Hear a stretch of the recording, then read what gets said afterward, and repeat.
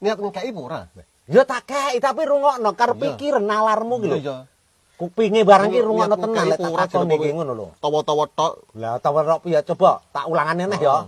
Bro apa lawuhmu? Lho tempe, lawuh ki tempe. Tempe goreng. Iya iya. Upama tak ngai iwak pitik entah arep, Mbah kok iwak pitik entah. tai lek digoreng. Yo arep. Lah, Endi? ngono ku lho, ngono ku lho. Ngono ku lho. Iki kek lho, diambrangen kupingmu ki.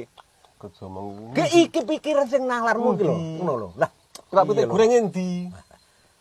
katik Piye piye to? to kowe? Kok iki jan. Ndak iso nampa. Gak seneng apa piye to? Ndak iso nampa belas. Tak tampone kene endi? Jibek aku Endi? lek Tak dilawuh kae. Wis kaya ngono genah. Tak ulang ping pindho kok. Nyapa piye to? Kok Dolang pisan kas ya. Heeh. Bro, ngono ki apa lawuhmu? Tempe jan tempe. Genah tempe lho, genah. Oh, heeh. Upama tak ngai iwak lawuh iwak pitik entah arep, Yo moh mosok kan ngregoti iwak pitik entah. tai digoreng arep. Hmm. Lo,